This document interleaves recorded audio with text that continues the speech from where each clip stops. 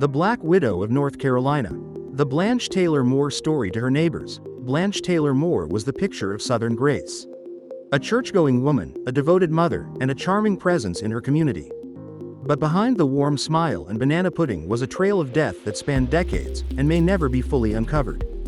Girl early life.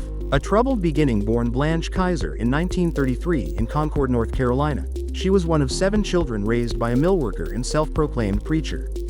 Her father was a violent alcoholic who, Blanche later claimed, forced her into prostitution to pay off his gambling debts. He died in 1966, reportedly of a heart attack. But years later, that cause of death would be questioned. Ring marriage, affairs, and death in 1952. Blanche married James Napoleon Taylor, a Korean War veteran. They had 2 daughters and seemed like a typical family. But in 1973, James died suddenly at age 45. The cause? A heart attack, just like her father. After his death, Blanche began a long-term relationship with Raymond Reed, her former boss at Kroger.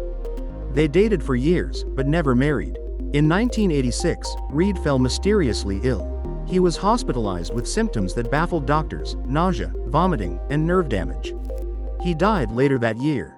An autopsy revealed shocking levels of arsenic in his system.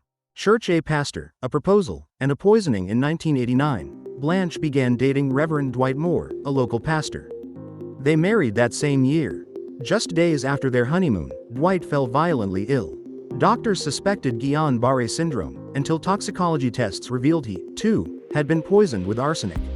This time, Dwight survived, and Blanche was arrested. Balance scale trial and conviction. In 1990, Blanche Taylor Moore was convicted of first-degree murder for the arsenic poisoning of Raymond Reed.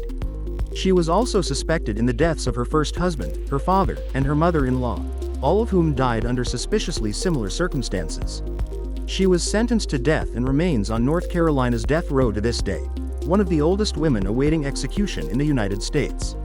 Brain legacy of a killer. Blanche's case shocked the nation. How could a woman so seemingly ordinary, so devout, so maternal, be capable of such cold, calculated murder? To this day, Blanche Taylor Moore maintains her innocence. But the evidence tells a different story, one of manipulation, betrayal, and death served with a smile. Like, comment, and subscribe to Twisted Chronicless for more true crime stories that reveal the darkest corners of human nature.